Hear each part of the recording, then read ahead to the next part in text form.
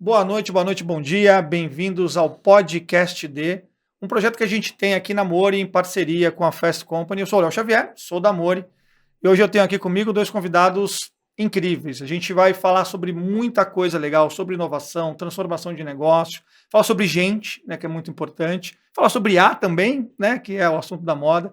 Eu tenho aqui comigo hoje o Rick, prefiro falar assim, que é o CEO da Aramis, e tenho também comigo o Henrique Duda, que é o diretor de negócios B2C da Livelo, que é um parceiro nosso também de longa data e tem feito coisas incríveis por lá.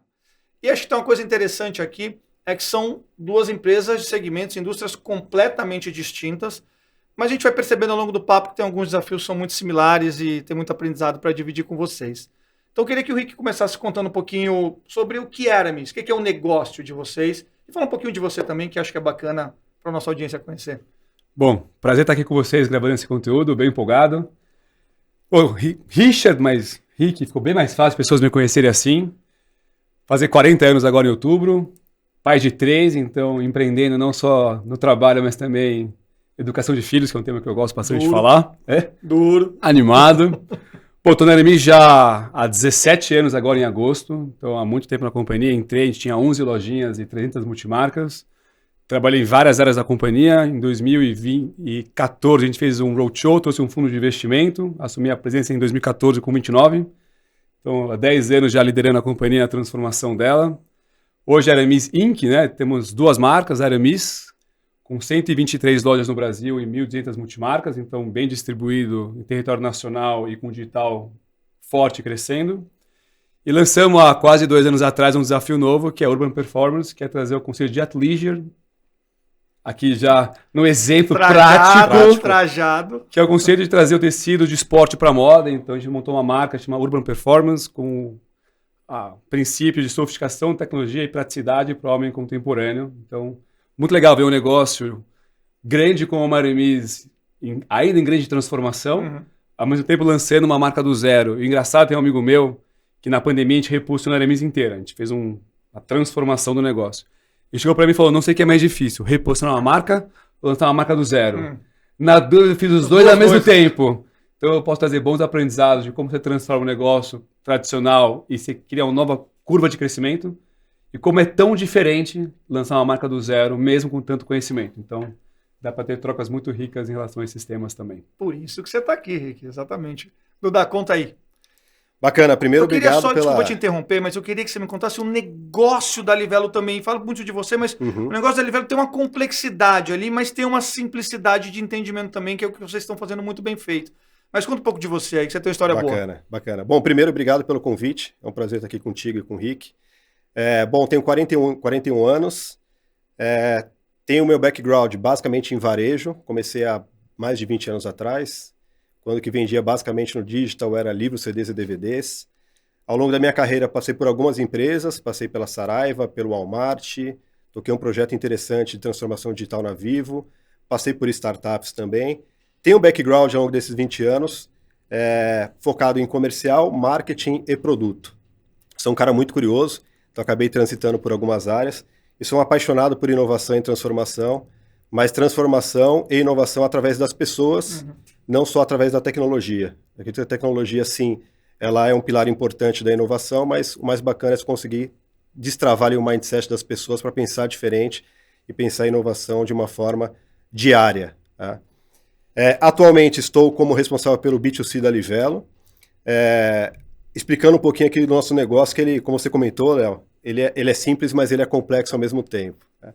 A Livelo ela tem 8 anos de existência, ela nasceu como programa de fidelidade no modelo tradicional, onde o cliente utiliza o cartão de crédito e ele ganha pontos e troca por produtos ou recompensas. Nasceu como Banco do Brasil e Bradesco. Tá? Cortando dos 8 anos para cá, a nossa evolução. Hoje nós temos várias fórmulas de você ganhar pontos na Livelo, nosso programa de recompensa, não só com o Banco do Brasil e Bradesco, mas nós evoluímos, que nós chamamos de mar aberto. E agora é possível também ganhar pontos Livelo através do Banco C6, do BTG, Banco Pan, são mais de 20 parceiros bancários, além da XP, que nós lançamos recentemente, então agora o cliente XP também ganha pontos Livelo. Então, essa é uma das formas de acúmulo de ponto. A segunda é o nosso Shopping Livelo e o nosso Compre e Pontue, que é você comprar em site de parceiros. E aí tem vários parceiros, desde moda até eletroeletrônicos, temos Amazon, Casas Bahia, Insider, vários parceiros conectados à nossa plataforma, que você faz uma compra e ganha pontos em reais de acordo com aquela compra. Então, exemplo aqui para o pessoal conseguir entender, gastou 5 mil reais naquele produto, você ganha 10 pontos por real, e você tem 50 mil pontos e consegue fazer uma viagem e trocar por vários produtos. Então essa é a segunda. E a terceira forma de você ganhar pontos é o nosso Clube Livelo, que é um clube de assinaturas que você ganha pontos e também tem uma série de benefícios. Então aqui é o pilar para ganhar pontos. Para utilizar os pontos, aí tem várias formas. O mais tradicional e conhecido que é utilizar no segmento de viagens, que você troca por passagem aéreas, hotéis, carros. Lançamos recentemente também o Pix, onde você consegue utilizar a forma de pagamento que tem QR Code, você usa os seus pontos Livelo, transforma ele em dinheiro. Existe um outro produto, que é o Pontos Viram Dinheiro, que é o nosso cashback. Você também transforma o seu ponto em dinheiro na conta. Você também consegue trocar por produtos. E o mais recente que nós lançamos também é uma parceria com o Stix, que é o programa de recompensas da Droga Raia, Drogazil, Pão de Açúcar e CIA, onde existe uma colisão entre os dois programas de recompensas e você também consegue utilizar os pontos Livelo dentro desse ecossistema. Então tem N possibilidades e o nosso propósito é porque a gente atua tanto no acúmulo quanto no resgate, que ele atende o nosso propósito, que é ser o ecossistema de engajamento que melhor recompensa a escolha dos brasileiros. Então esse é o nosso propósito, é porque a gente acorda todos os dias, vai trabalhar, pensando em como construir esse ecossistema. Tá vendo? Não é tão complicado, é simples, acúmulo e resgate. Exatamente. Tá Vou fazer um merchan aqui. Por a gente favor. começou a tentar viajar com milhas. Esse negócio é complexo de fazer. Parece simples, mas não é. Não é. A gente começou a comprar coisas no site da Livelo para ganhar esses pontos dentro de marcas. Então, Tem é funcionado. verdade, funciona. Recomendo. Muito bacana. Um merchanzinho muito pra mim, legal. né? Muito bacana. Vamos lá, deixa eu aproveitar aqui e tentar criar um paralelo de contraponto aqui. Você é uma empresa de loja, não é? Começou com lojas, vem expandindo, acabou de falar que o digital vem crescendo, mas você vem do mundo físico e expandiu para o digital. E a gente tem cada vez mais entendido que vocês têm uma ambição muito maior no mundo da tecnologia como meio, não como fim. Né? Uma fashion tech, por assim dizer. Então, eu queria que você contasse um pouquinho desse desafio, porque depois eu vou querer ver o Duda do inverso disso. Porque no final do dia é uma coisa etérea e digital, são pontos acumulados numa conta, você tem lá o seu site, tem lá o app, você vai acompanhando e resgatando. Transações em geral sempre inicialmente digitais. Porém, a experiência do resgate é física e você tem feito cada vez mais também esforço, pelos vários produtos que você contou, do transbordo para o mundo físico. Estão fazendo um merchan, ajudando os amigos também. Por exemplo, eu conectei a minha conta Livelo à Amazon. Legal, então já vira dinheiro ali para mim. Para além disso, eu pago conta de restaurante com os meus pontos da Livelo também. Então, tem esse transbordo para o mundo físico de algo que era basicamente uma moeda digital. Então, eu queria ver um pouquinho de vocês desses movimentos de físico para digital, de digital para físico, e quem sabe a gente aprende como as duas coisas podem se combinar aqui. Boa. Bom, do nosso lado, sim, a gente, até pré-pandemia, tinha o digital bem atrasado, na minha opinião, que custou pra gente alguns fios de cabelo branco na pandemia e barba também, porque eu tirei ela, para lidar com um canal que era uma marca muito física, que teve que aprender a trabalhar no digital, então foi uma curva de aprendizado muito complexa e importante para a organização. Ao mesmo tempo, acho que eu vou pegar muito a sua frase que eu concordo, a tecnologia ela é um meio para conectar pessoas. Ponto. Então, o que a gente viu que foi interessante muito no nosso negócio é que a gente aprendeu a trabalhar no digital e a gente teve que primeiro a gente faz transformação digital. Eu acredito em transformação cultural. Primeiro você faz a cultura da companhia evoluir, depois o digital acontece. Então, vou dar um exemplo engraçado de uma história. Eu, na pandemia, lá na quase volta, e tava dificílimo o cliente no shopping, atender e por aí vai. E aí eu fiquei uma hora numa sala ouvindo o porquê meu time de varejo não conseguia vender com código vendedor no WhatsApp para o cliente. Passou uma hora ouvindo. Acabou uma hora, eu falei, maravilhoso. Se vocês não aprenderem a fazer, a gente vai quebrar. Então a gente vai passar uma hora agora discutindo como a gente vai fazer dar certo esse negócio. E aí eu entendi algumas coisas com eles. Um era a transparência na informação. Então eles tinham que saber que a comissão ia funcionar muito bem para eles. A gente tirar a fricção da experiência dele com o cliente e deixar cada vez mais fluida a jornada dele para poder conectar com o cliente e o vendedor. E que me chamou muita atenção, que depois que o varejo voltou, retomou, hoje 40% da venda do site é feita por código do vendedor. E quase 50% do que é vendido é chipado de loja. E o que aconteceu no reposicionamento nosso que a gente fez durante a pandemia? Eu falo que tem empreendedorismo por necessidade e por oportunidade. Aquele momento foi mais uma necessidade de olhar para o meu negócio, que era muito tradicional, camisaria, costume, por mais que eu vendesse pouco costume, a percepção era essa. Sim. E eu tinha que levar a marca para um casual sofisticado. Então eu tinha que reposicionar a marca inteira. E se não reposiciona uma marca com produto, é comunicação, é layout de loja, é tudo integrado. E a gente dobrou a companhia em 3 anos, o que foi chocante. Um negócio que tinha 26 anos na época, não reposicionada de que a gente fez ela dobrar em 3 anos. Durante a pandemia, reposicionou. De 19, 19, uma loucura. Fez o faturamento nosso, 20 foi pandemia, eu corto fora, 23 a gente dobrou a empresa de tamanho. Uau. O que foi muito relevante para o nosso negócio. E o que eu aprendi nesse processo é que a hora que a gente conseguiu integrar bem os canais, foi a hora que mudou o jogo também. Então, dados interessantes para juntar a informação. Se a gente pensar no famoso LTV, que é o Lifetime Value, quanto que a gente compra no ano, a gente percebeu que o cliente que compra em mais de um canal, ou seja, algum canal físico e digital, ele tem um LTV 2,5 vezes maior que o cliente que compra num canal só. Por quê? Porque a frequência aumenta. Então, o que a gente foi entendendo, e um trabalho que a gente está fazendo juntos muito legal agora, é como a gente cria uma jornada muito mais fluida e integrada, tanto para o cliente final, como para o vendedor, para fazer essa conexão de ponte entre eles. Então, hoje, a nossa base de clientes que compram em mais de um canal é 8%. O desafio nosso é aumentar essa base, e, na minha opinião, se aumenta como? Deixando cada vez mais a jornada do cliente mais fluida, para ele ter mais confiança em comprar, e treinando cada vez mais e facilitando, empoderando o vendedor, que é a maior fonte de inspiração para convencer um cliente que estava no físico se engajar também no canal digital. E aí a base de 500 vendedores de loja própria, mais 500, 600 nas franquias, entregando na mão deles essa potência, para mim é um grande poder de travar ainda mais valor para o cliente, para a marca, e quanto mais informação a gente tem, melhor a gente consegue assessorar e ser mais personalizado, né? Eu estou fazendo um curso em Harvard, aquele OPM, e algumas frases me marcaram. E uma das frases que me marcou muito é: ganha o jogo quem tem a melhor qualidade de informação. E especialmente a informação que não está acessível a todo mundo. Então como a gente capta mais informação e com esse dado a gente faz que a jornada do nosso cliente seja mais fluida, ou que esse dado vá para a organização para ser mais eficiente. Então, para mim, o segredo desse negócio está muito em construir um ecossistema que gere essa qualidade de informação, evolução de experiência para o cliente final e para o nosso time que faz a mágica acontecer.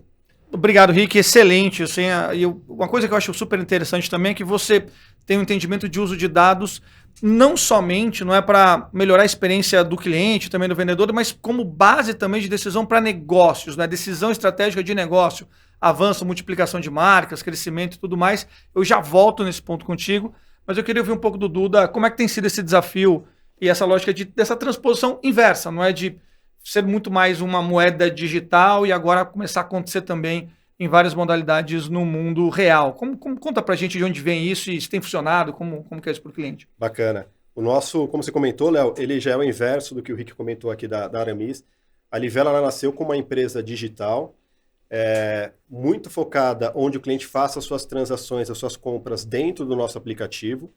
E nós vimos com o passar do tempo que aquela história de o offline, o mundo físico vai morrer, que existia essa discussão no passado, né, ela não tem nenhum cabimento, né? Então o cliente, ele trafega pelos canais, ele tem cliente que ele passa pelo digital, ele passa pelo offline, pelos canais digitais, pelos canais tradicionais. Então a Livelo, ela nasceu no mundo digital, onde o cliente transacionava dentro dos nossos canais. Evoluímos para que o cliente agora ele também possa fazer transações no mundo digital, mas não necessariamente dentro dos canais da Livelo. Então, trazendo aqui o exemplo da Amazon, que nós comentamos aqui no início. Nós criamos uma parceria com a Amazon, onde você consegue vincular a sua conta Livelo junto com a Amazon, e você faz uma única vez, e sempre que você for fazer uma compra dentro do site da Amazon, sem passar pelo ambiente da Livelo, você tem o seu saldo de pontos. Tem um dinheiros ali, é meio mágico assim, na verdade. Você vai pagar quando tem um dinheiros ali para você usar. Eu falei, ótimo, vou usar o dinheiro. Exatamente. E aí você pode escolher, você está comprando um celular, você fala o quanto você quer pagar com pontos, que ele vira, no final do dia, ele vira um desconto para você, e o quanto você quer pagar em dinheiro, ou você quer usar 100% pontos. Então, você tem essa possibilidade dentro do mundo digital, não só nos nossos canais, mas também nos canais dos nossos parceiros. E olhando para os dados e para as pesquisas, como o Rick bem colocou, os dados são super importantes, nós vimos que o cliente ele tinha uma necessidade de aumentar a frequência de compras, a frequência de relacionamento junto com a Livelo. E como a Livelo nasceu muito focada no mundo digital e principalmente no mundo de viagens, a nossa frequência de compras ela é mais baixa. Né? Porque imagina você não estar viajando 2, 3 vezes ao ano. Você faz 1, 2 viagens no máximo. É uma pena, né? É uma pena, gostaríamos, né? Gostaríamos. Mas isso tem uma similaridade muito interessante com o mundo da moda também, masculino especialmente, que também a frequência de compra do homem, em média, também não são 10 vezes por ano. Muito pelo contrário, flutua aí na casa dos 2 vezes e meia por ano. Então, acho que é bom ter uns aprendizados interessantes aqui também de como que aumenta a lógica de frequência, né, de uso. E aí, no segmento de viagens, o que nós fizemos?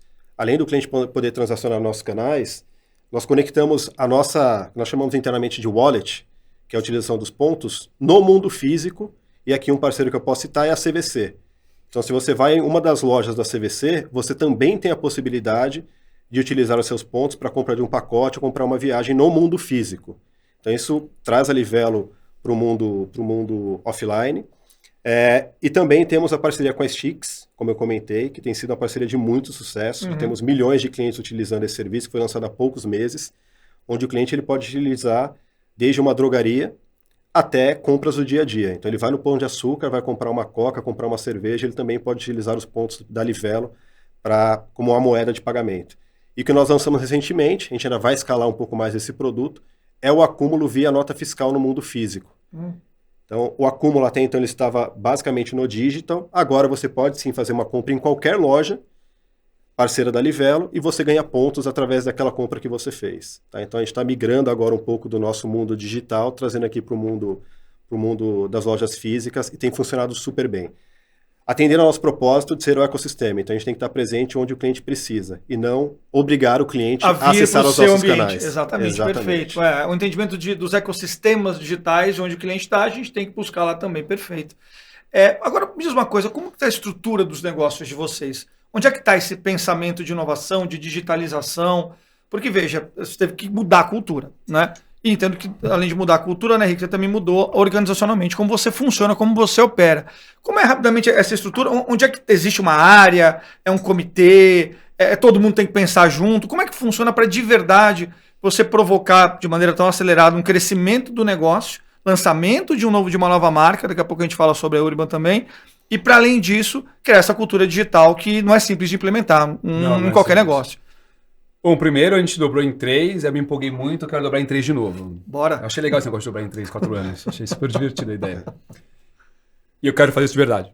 Então, o que eu aprendi é, você não vai dobrar de novo fazendo o que você fez na última vez. Ponto. E tem uma frase que eu adorei, que eu vi uma vez numa palestra de um CEO, que eu achei muito boa. Faça as perguntas difíceis quando está indo tudo muito bem, para não ter que fazer elas quando está indo tudo muito mal. Excelente. É muito difícil você fazer a transformação de um negócio quando você não está indo bem. É muito mais fácil pensar na transformar seu negócio quando você está num momento muito bom e um ciclo positivo. E o fato de estar nessa curva muito boa, e também me inspirei um pouco no Mark Zuckerberg, em 2023 ele mandou uma carta que era o ano da eficiência. Que basicamente era tirar metaverso, tudo que estava tirando o foco deles e fazer muito bem feita a companhia. Eu me dei de presente 2 anos, chamei ano de governança, que era preparar a companhia para um novo ciclo, que foi 23 e 24. E nesse momento foi um projeto muito interessante de reconstrução do negócio de novo. E aí eu gosto muito do conceito de questionar suas verdades absolutas que te levou até aqui. Então, como você faz uma transformação no negócio teoricamente tradicional para ter essa velocidade de crescimento e de maturação que a gente está fazendo? Várias maneiras. Eu não acredito que a transformação e inovação aconteçam numa área. Óbvio que alguém está capitaneando a transformação do negócio. Mas se você ficar dentro de uma área, talvez uma empresa muito grande, uma área pode fazer sentido. Uma empresa que eu não considero tão grande assim como a nossa, eu sou mais adepto a fazer a transformação na companhia inteira. Então, como a gente vai fazendo? Primeiro, você vai vendo quais são as cadeiras, vamos chamar de movers, as cadeiras que vão fazer a transformação acontecer, quais são elas e quem você pode trazer para a companhia que tenha essa capacidade. Então, tem uma frase, eu adoro frase, você pode perceber, né? Eu adoro frase. Tem uma frase que também me chamou a atenção do VP da Patagônia de RH, que ele falava que não é sobre contratar pessoas que encaixam na cultura que você tem, é contratar pessoas que vão gerar valor para a cultura que você quer construir. Perfeito. Então, quando você quer colocar um crescimento dessa velocidade na sua organização, você não contrata pessoas que encaixam perfeitamente no seu momento de hoje. Você contrata pessoas que estão, mais ou menos na teoria, 2 anos na sua frente, para ter um tempo dessa pessoa ajudar a companhia, ou essas pessoas ajudar a companhia a se desenvolver, e também tem um tempo desses colaboradores se desenvolverem junto com a companhia e criar um ciclo mais longo. Então, exemplo, o Gui Farinelli, que a gente estava debatendo aqui até então. Eu quis trazer uma pessoa para a diretoria de canais e marketing que tivesse uma visão de digital e de omnichannel, de jornada totalmente diferente. Porque é muito fácil a gente ter uma visão na nossa cabeça, é muito difícil a gente implementar uma visão que a gente tem. Então, o desafio para mim, como CEO do negócio, é você ter uma visão, o Chief Vision Officer, a visão que você quer levar a companhia. E na minha visão, o quebra-cabeça dessa imagem são as pessoas que você está colocando para formar essa imagem. E aí vem a contratação das pessoas. Então, desde trazer uma pessoa que tem uma visão de digital muito forte para impulsionar nossos canais, até, por exemplo, na Urban, criar um modelo de House of Brands, que é marcas, né, de um guarda-chuva de marcas, trazer uma pessoa para liderar a transformação da Urban. A gente pode falar mais sobre isso, mas trouxe uma pessoa que tocou uma DNVB do zero para ter a visão de empreendedorismo no negócio, que não tem que ser pensado como empreendedorismo. E o último projeto que a gente está fazendo agora, o programa de estágio deste ano, vai ser 100% focado em data-driven, trazer galera para poder entrar em todas as áreas da companhia e ajudar a fazer a transformação de dados acontecer. Então, todas as áreas, a gente está colocando alguém de dados para impulsionar, sendo direcionado e impulsionado pela área de tecnologia nossa. E você conhece bem a turma lá. Se você pegar a MIS 3 anos atrás, o time de tech nosso era basicamente back-office. Hoje, nosso time de tech, metade é back-office, metade já está construindo projetos, arquitetura, negócio, data, transformando a companhia. Então, eu entendi que você não faz uma transformação de cima para baixo e nem de baixo para cima. Você faz uma transformação quando você vai colocando pessoas em uma visão e você vai puxando a organização inteira para se motivar nesse processo. Então, a gente estava tendo um workshop agora com a Ace Cortex sobre visão estratégica e liderança inspiradora. Porque também você não faz uma transformação de tecnologia se a liderança não for inspiradora para fomentar esse movimento na organização. Então, isso que eu acho maravilhoso de você transformar um negócio. Primeiro, não ter uma regra linear. Depois, não ter uma única forma de fazer. Mas o meu entendimento é que você não faz uma transformação dessa magnitude, nessa velocidade, se você olhar para todas as camadas da organização e fazer uma provocação de como a gente pode fazer isso acontecer e trazendo pessoas que vão impulsionar essa transformação da companhia e, ao mesmo tempo, se conectar com o legado que está sendo feito para aí sim você ter a soma, que, na minha opinião, é o segredo. É uma empresa com alma de startup, mas com legado de muitos anos. Isso é incrível, né? Porque conversando com os diversos executivos que você tem lá, é bem curioso perceber como tem um alinhamento grande, assim, sabe? Isso não é tão usual nas companhias, não é? Obviamente é muito o teu papel, mas isso tem a ver com essa renovação que você falou, não é? De trazer pessoas que vão olhar para daqui a pouco. E essas pessoas estão olhando para o futuro próximo, por assim dizer. Curiosamente tem um alinhamento muito intenso com o que o negócio quer ser, deve ser. Isso me espanta toda vez que eu converso lá com o seu time, então, muito bacana.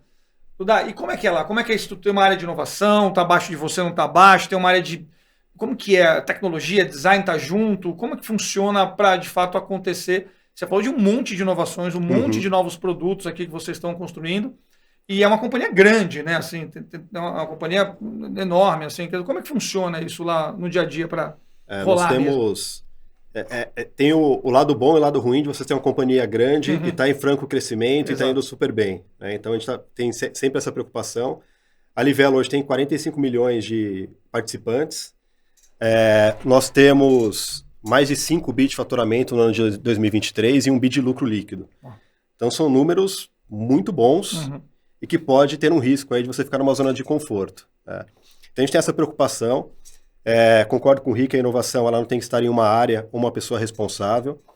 Na Livelo, a inovação ela nasce desde o processo de contratação, junto com o nosso time nós chamamos de DHO, Desenvolvimento Humano Organizacional, para que essas pessoas, quando elas entrem na Livelo, elas já atendam esses critérios, requisitos de inovação. Então isso faz parte do processo seletivo, para que essa pessoa tenha esse mindset empreendedor. Isso é muito importante. E a gente não acredita que os times devam trabalhar em silos, né? Então, o time de marketing, o time de produto, o time de tecnologia, a gente procura trabalhar com metodologia ágil, tanto em produto, com as squads, um modelo já tradicional, e também com o modelo de mesas de performance. Basicamente, nós trabalhamos com times multidisciplinares e times plurais para que a gente possa discutir inovação. Então, a inovação, eu acredito que não só no lançamento de um novo produto, mas como que você faz melhor o que já existe também. Então, tem vários produtos bacanas dentro da Livelo, que nós fizemos inovações, melhorias, de acordo com o feedback do consumidor, que trouxe resultados muito expressivos. Quando você olha, parece que é um produto novo, mas ele é uma forma diferente de fazer o que já está sendo feito. Então, a gente procura não ter uma área dedicada para a inovação, ela está disseminada dentro da nossa cultura, isso é muito importante, e olhando não só para a área de produtos. Então, a inovação está no marketing, ela está no DHO, na nossa área de recursos humanos, ela está dentro da área de projetos, e a gente está sempre se provocando e questionando como que a gente pode fazer diferente e melhor o que está sendo feito hoje. Não, perfeito, maravilha.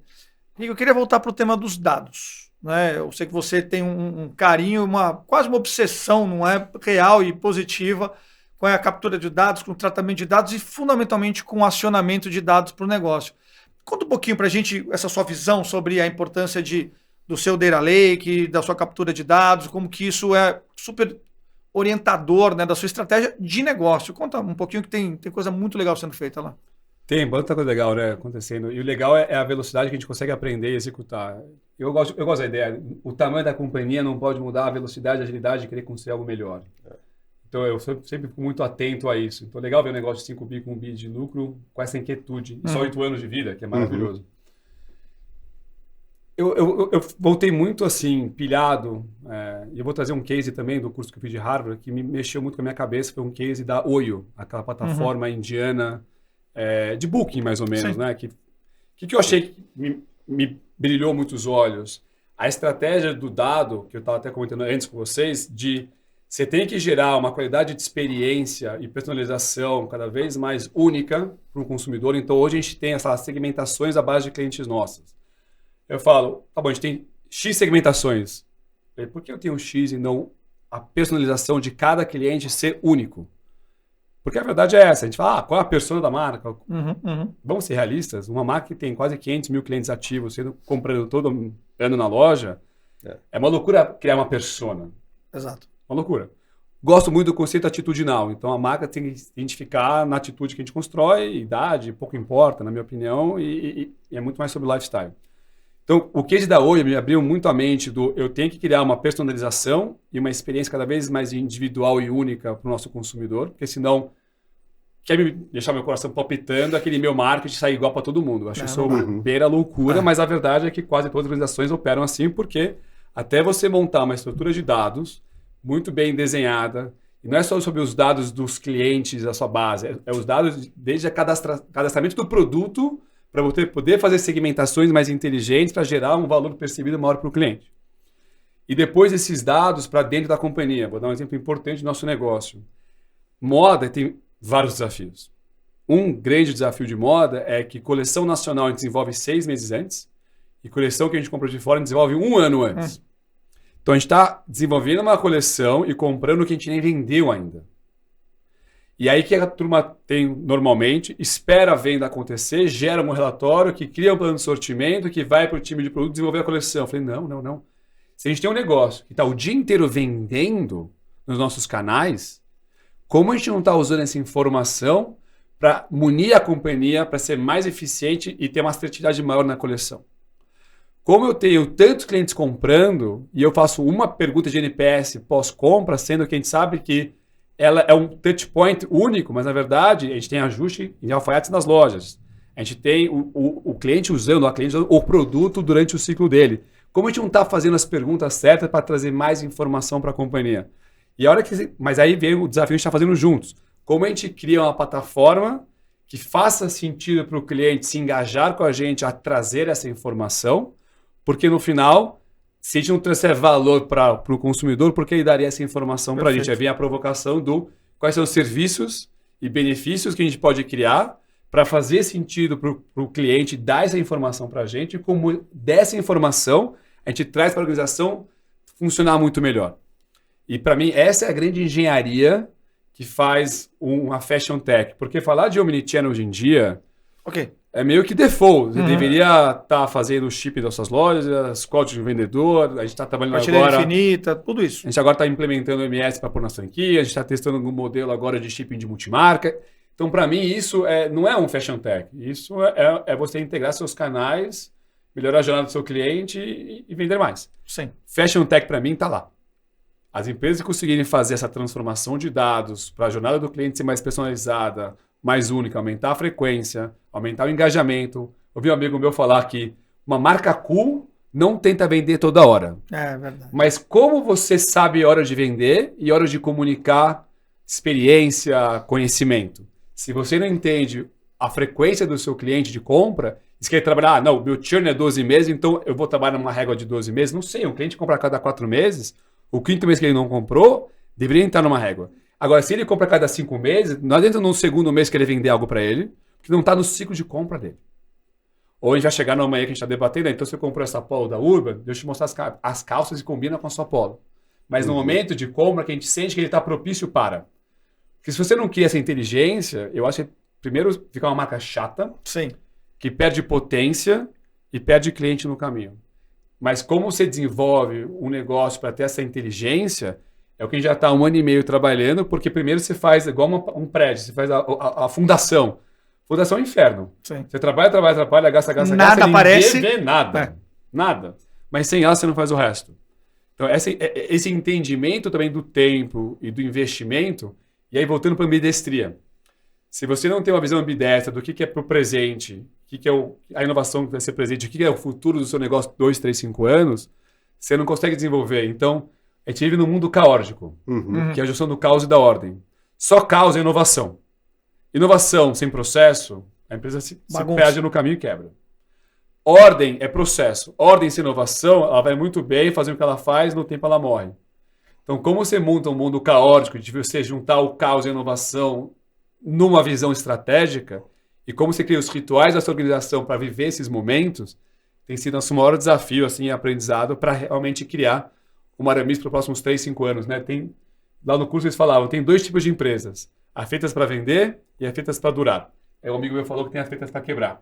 Tem essas também. Bastante, inclusive. Nova e fica parado no tempo. Feita para vender é muito imediatista. Sim. E aí, se você não pega o timing perfeito, o negócio desanda. Eu sou do feitas para durar. Bom. Que aí você, independente do ciclo econômico que você está vivendo, você está com uma visão de longo prazo construindo. Eu estava vendo um podcast agora na academia. Nada ganha de uma visão estruturada de longo prazo com inovação. E uma baita execução.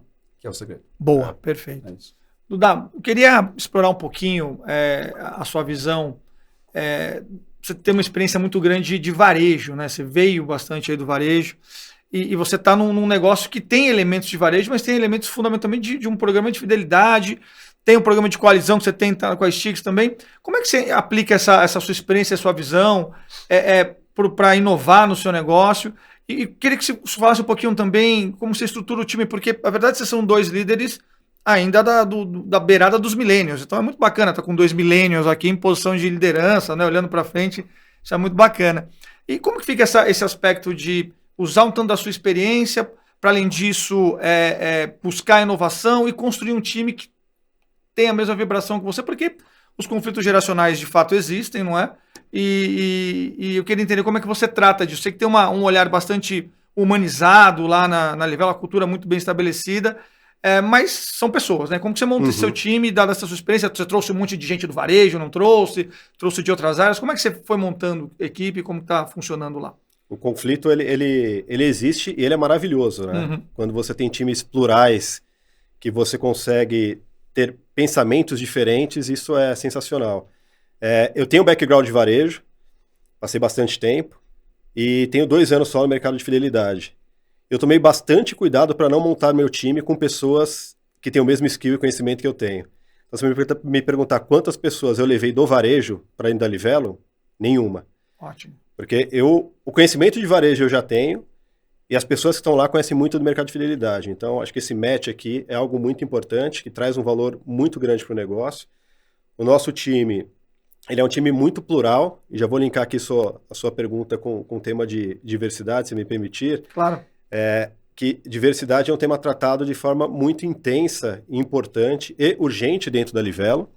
A gente procura olhar para vários pilares, a gente tem uma tribo que olha para diversidade. Então, ela olha para alguns temas. A gente tem o tema de gênero, raça e etnia, etariedade e mais alguns outros temas, LGBTQI, PN+. Então, tem alguns temas que a gente ataca dentro do nosso pilar de diversidade. E é muito bacana ver que o nosso time ele é multidisciplinar, ele é um time plural. Então, falando aqui um pouquinho dos dados, hoje nós temos mais de 44% do nosso time são de mulheres, quase 50% em cargos de liderança, então isso é muito bacana. Excelente. Quando a gente fala de geração, que tem a ver com a sua pergunta, mais de 4% do nosso time tem 50 a mais. Então você tem desde os estagiários discutindo alguma solução, pensando em inovação, e também pessoas que aportam que tem 50 a mais. Então é bacana você ver esse time trabalhando e essa discussão com pontos de vista diferentes. Né? Uma pessoa que nasceu em 2000 discutindo como que deveria ser uma usabilidade do site, e ao mesmo tempo uma pessoa que tem 50 anos que não viveu no mundo digital, não nasceu no mundo digital, também trazendo seu ponto de vista e seu contraponto. Então a gente olha para a diversidade como um pilar importante também de resultado. Além de uma questão obrigatória da empresa, da sociedade, a gente olha o pilar de diversidade como algo que traz um resultado efetivo para o negócio também. Excelente, faz todo sentido. Como que está a questão geracional lá, o time, a multiplicidade de cabeças de pessoas, como é que funciona? Porque, veja, você é uma marca que vende para o homem, não é? Mas quem compra não é só o homem também, não é? A mulher compra muito ali também. Então, como é que fica essa composição? Porque talvez quem olha de fora, o Aramis, marca masculina, um patota de homem ali, tá tudo resolvido. Não é bem isso que acontece, não. Né? Hoje na Aramis, que a gente tem 50% homens e 50% mulher na companhia, é bem meio a meio. E liderança está 60-40, então a gente conseguiu montar um time bem equilibrado. E interessante essa pergunta, né? 30% da nossa base de clientes são mulheres. CPF. E aí a Ibope do Rick, não quer dizer nada. 30% da base que vai lá na loja comprar com o homem, a mulher está lá fazendo a decisão de compra, mas no final ele passa no CPF dele. Então é real que a gente está debatido bastante, que o conceito de shopper na Aramis ele é gigantesco. Então, eu estava debatendo com o time ter tom de voz e comunicação para falar com mulher, que é uma marca masculina, que é totalmente diferente. Totalmente. É inimaginável a marca masculina começar a falar com o público feminino pensando num diálogo e numa comunicação especializada. Então, eu tenho debatido muito com o time para a gente criar esse caminho de comunicação, porque a mulher ela é muito importante na decisão de compra do vestuário do homem, assim, na grande média. E faixa etária, não gosto de faixa etária conceitualmente, mas se você pegar dos 30 aos 55, 70% a base de clientes da Aramis. O que eu achei muito legal é que no pós-reposicionamento, a base que mais cresceu foi 20 e 30. Excelente. Ou seja, é fundamental para a marca oxigenar. Para a marca. E mesmo o público de 30 a 55, eu tenho 40, você tem 41. Você está com 35, mais ou menos. 36, uma coisa assim. Léo, né? Eu tenho o privilégio de ter começado cedo numa cadeira de presidência, automaticamente tenho uma rede de amigos muito mais velha do que eu na mesma cadeira. E esses amigos meus hoje estão tudo com 55 anos e para mim eles estão no prime deles voando, mostrando que o 55 hoje é um cara muito jovem e muito antenado se você estiver buscando essa provocação de estar evoluindo constantemente. Agora sim, acho que na parte de escritório 50% da companhia tem menos de 30 anos. Uau. Incrível isso. Eu tenho diretores com 46, 55, 50 anos. E ao mesmo tempo eu tenho uma galera super jovem na companhia. E sabe que eu vi uma vez, muito interessante, tem um modelo de mentoria tradicional do pessoal mais sênior mentorando o mais jovem. Eu não lembro onde eu li esse caso, mas estava empresas montando mentoria inversa. O jovem fazendo mentoria para o pessoal mais sênior para explicar como a geração atual pensa. Navega, consome. Porque a verdade é que com nossos 40 anos aqui, a galera de 20 é totalmente diferente da gente. Totalmente diferente. Então, eu achei muito legal a provocação de uma mentoria invertida onde os jovens também estão ensinando uma visão de mundo, de consumo, para quem é mais senior na companhia também se atualizar. E a hora que você consegue fazer esse movimento integrado, acho que a companhia inteira se desenvolve como um todo. Mas achei uma provocação bem interessante. Excelente. Eu tenho uma filha, ela tem 17 anos. Eu também tenho uma de 17. 17 também? E a gente estava fazendo um processinho ali para ela, e eu falei, abre seu e-mail. Tá lá no seu e-mail o código. Ela falou, o quê? E-mail? Eu falei, você tem um e-mail, eu cadastrei para você. Ela não abria o e-mail dela, assim, nunca. Ela não sabia o que era.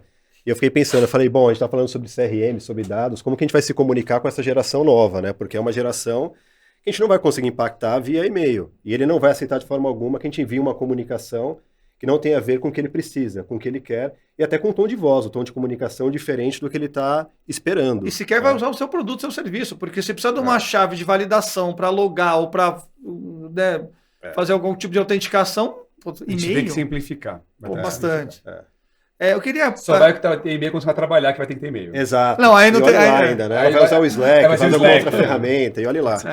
Sabe que a gente, nem o Slack a gente usa lá, a gente fez um estudo lá com o time da Amore, porque a gente tem a praga do WhatsApp, no final das contas, todo mundo vai criando os grupos paralelos, aquela confusão, você tenta controlar, mas não controla. Não. E o WhatsApp, querendo ou não, é um elemento pessoal, no final das contas, né? Na maioria das pessoas. Não virou mais, né? A gente está nessa transição que incomoda. Esse é que é o ponto. Que incomoda. E aí eu falei, cara, a gente preza muito ali pela jornada também. Então, as pessoas não trabalham depois das 7 horas da noite, trabalham 8 horas por dia, porque elas foram contratadas para trabalhar. Vai ralar, virar a noite. No meu tempo lá de submarino, a cultura era essa, a gente aplaudia quem sai de lá às 3 da manhã. Né? Então, era muito mais nocivo e a gente não percebia, na verdade. Então, a gente vai avançando, vai percebendo as mudanças e tem esse cuidado grande ali com os horários. Então, a gente ali proibiu, por exemplo, o WhatsApp, qualquer comunicação, até por conta dos horários. A gente ia usar o Slack, e aí veio uma pesquisa com o nosso time. Como tem time de design, fundamentalmente, muito conectado com o mundo de game também, a gente acabou optando pelo Discord, que aí sim, certamente nossas filhas estão muito bem posicionadas ali no mundo do Discord. Então a gente usa o Discord como ferramenta corporativa, curiosamente. É muito similar ao Slack, das confusões e dificuldades do Slack e nas facilidades também no final do dia. Mas guarda o histórico, cria os grupos, tem os robôs, é bem interessante. Então o Discord é uma opção interessante também para a comunicação corporativa. O WhatsApp, ele é muito forte e a gente tem usado muito a parte da Microsoft também para fazer os grupos de troca e ter o histórico das reuniões e todo mundo anotando lá. O Teams funciona muito bem nesse aspecto, né? Mas o WhatsApp é o WhatsApp. A gente está tentando matar ali o WhatsApp porque, é duro. Até pensou em tentar, mas aí... porque não vai rolar, né? Não vai rolar.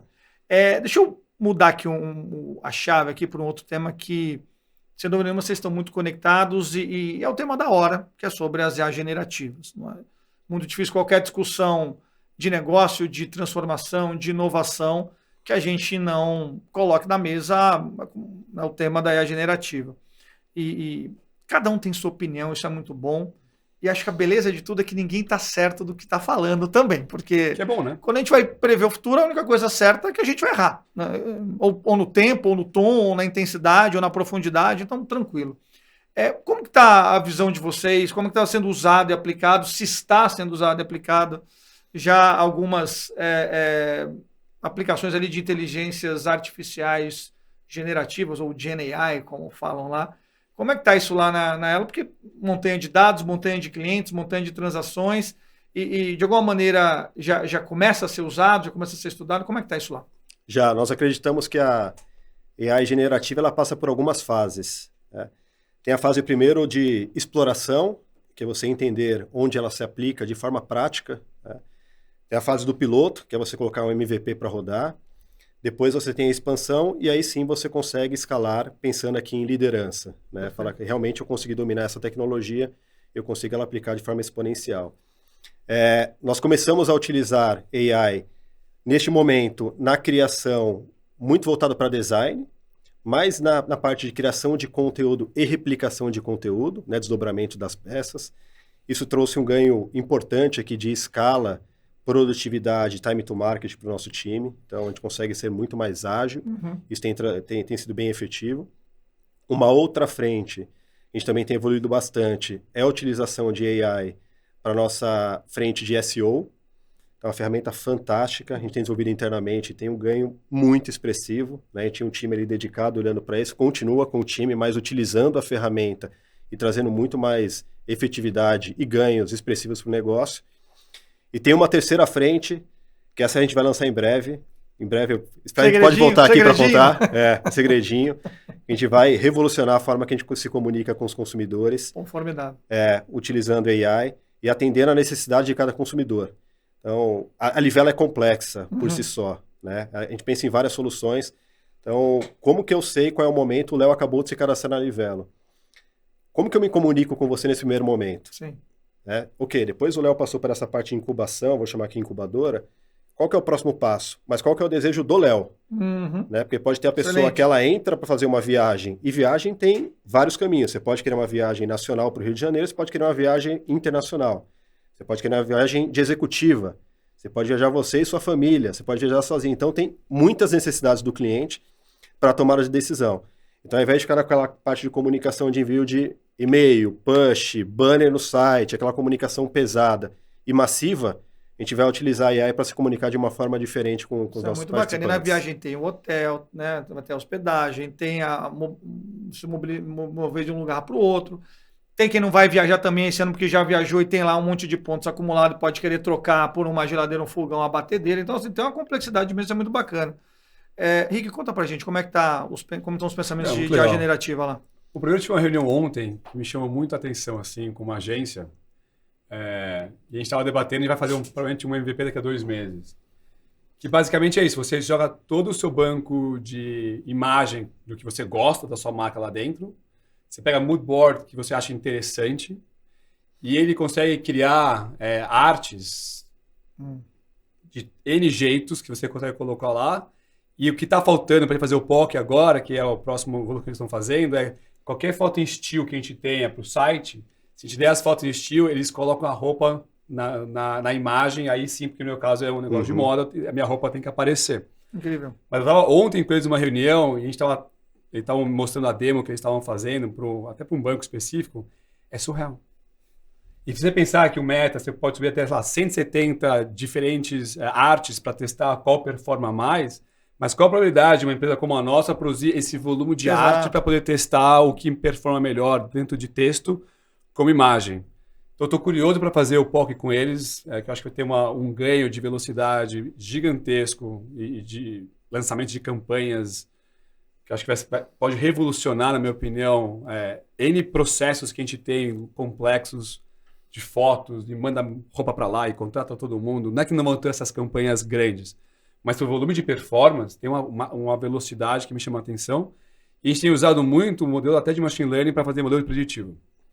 Porque no final, AI, tem muita coisa que ainda é espuma, muita coisa que talvez não é tão AI, na verdade. Na verdade, ainda faz parte de machine learning. Outros modelos não tão complexos assim, que envelopam como AI para ficar um pouquinho mais caro também. Eu tenho dito que morreu o algoritmo. Ninguém fala mais de algoritmo. Há 3 Virou anos, AI, né? 2 anos, o algoritmo que agora é AI e tudo Mas, na verdade, de muita AI. coisa está empacotado no Exatamente. conceito de AI, que na verdade está pagando uma coisa que pode ser feito com machine learning, com algoritmo também. Exatamente. Então a gente tem testado o modelo preditivo de algoritmo. Acho que a parte de SEO tem um ganho muito interessante de performance também. E eu fiquei muito curioso com essa reunião que eu tive. Até estava pensando para o nosso projeto como implementar essa ferramenta no app do cliente.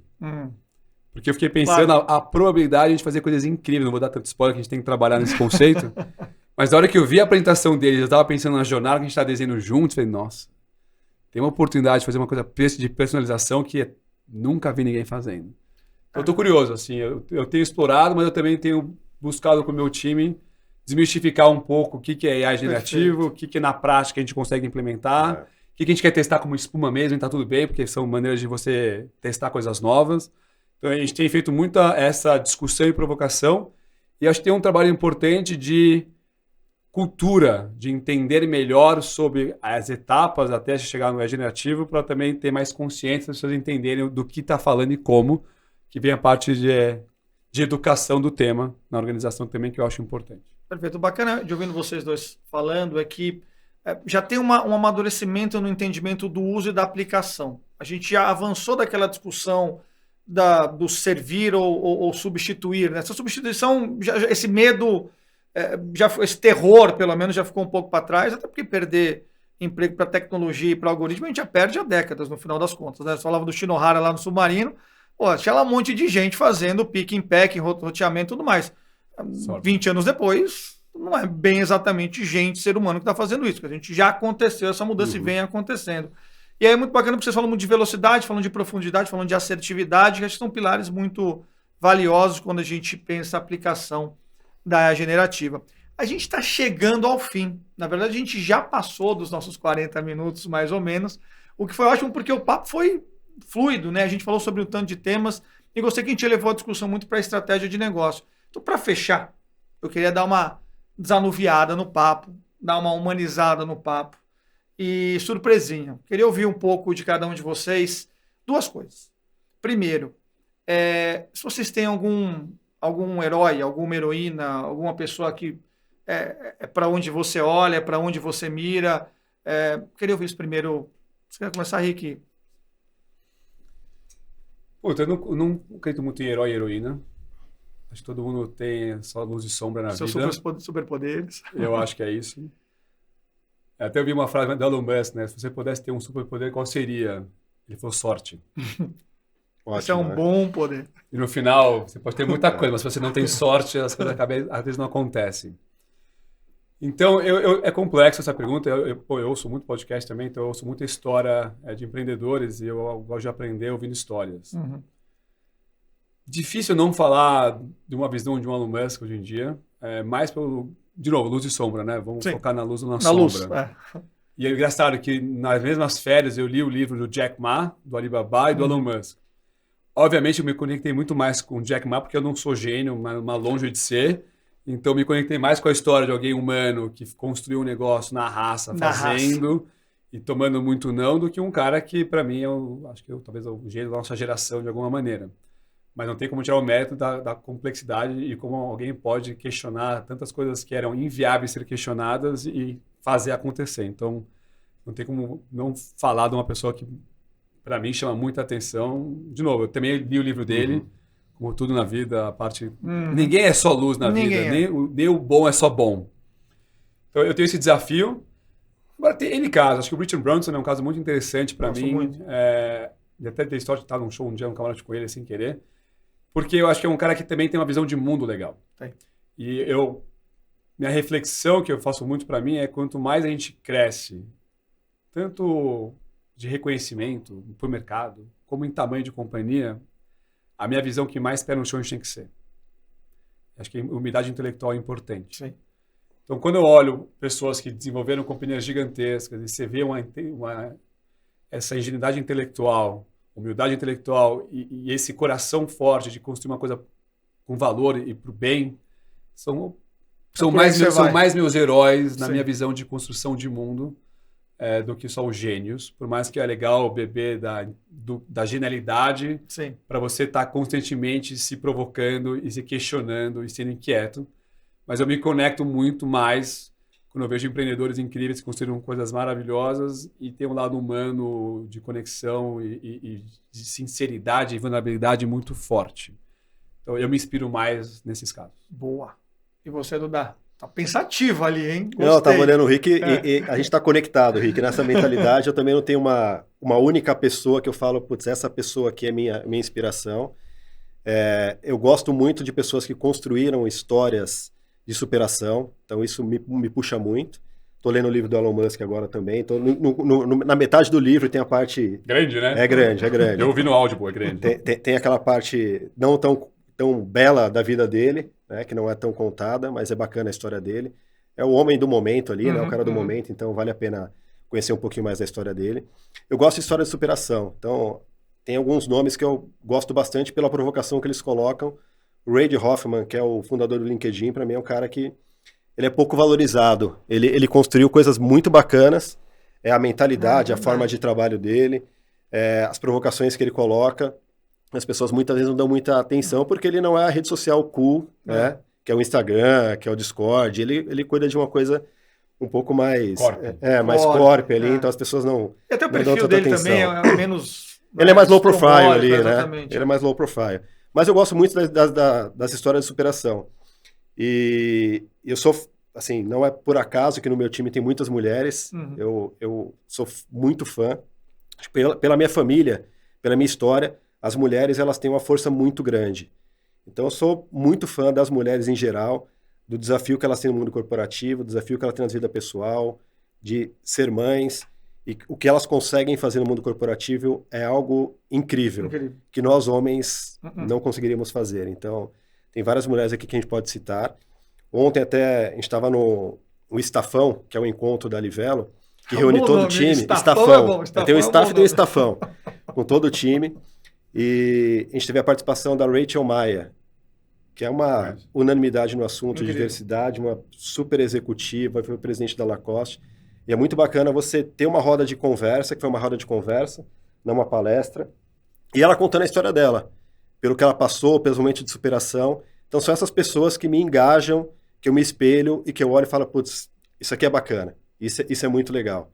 Então não tem uma pessoa específica, mas essas histórias me trazem uma coisa mais bacana, assim, muito bom. Um encantamento. E para fechar, eram duas coisas. A segunda é, você falou muito de podcasts. Fala um ou dois aí que vale a pena seguir, que você ouve mais. Falo. Eu ouço muito em inglês podcast. Tudo bem. Tudo bem. O Tim Ferriss eu gosto muito. Muito do Tim Ferriss. Acho que ele faz podcasts incríveis. Que no final, o segredo do podcast são as boas perguntas. Porque os convidados muitas vezes são famosos e muitas vezes os mesmos. Então, o dele eu gosto muito. Eu teve um dele com o professor de Harvard de longevidade, qual é o nome dele? É uma coisa Brooks, que eu achei muito bom. A gente vai colocar na legenda do ele escreveu o livro Strength to Strength. Boa. Então eu achei um podcast muito interessante para quem está nos 40 anos, numa reflexão do Reverse Bucket List. E o Huberman Lab, eu acho também é um podcast bem interessante, que é o professor de Stanford de neurociência, também acho que ele traz provocações e discussões bem legais. Tem o Lex Fridman, que tem boas entrevistas também dele. Mas eu navego muito nesses podcasts, bastante. Boas dicas. E você, seu Duda, podcast, livro... A gente está até comentando aqui, antes de iniciar o podcast, a gente está comentando sobre o trânsito de São Paulo. Né? Eu tenho que você gasta 1 hora para se deslocar, para ir, para voltar. Eu acostumei, assim, não é um problema para mim, porque eu gosto de usar esse tempo de forma produtiva. Eu uso o aplicativo da Amazon, que é o Audible. Eu uso muito o Audible. Que é muito bom. Muito. É sensacional. Eu estou ouvindo agora o livro Antifrágil. Ouvindo o livro é muito bom, né? Ouvindo o livro. Mas eu ouço muito o livro. Ouvindo o livro. O Antifrágil é outro. O Antifrágil está comentando, falou, é legal no Kindle, no Audible, porque o Antifrágil eu comprei ele fisicamente, é um livro... É grande. O Kindle, eu morro de desespero do Kindle, porque quando eu olho que um livro de 200 páginas virou 947, eu estou na 78 de 940. Meu Deus, não vai acabar nunca esse troço. Mas ele gera uma ansiedade, né? Aparece ali embaixo, né? Você leu 3%. Não muda, né? Você vai passando e não muda.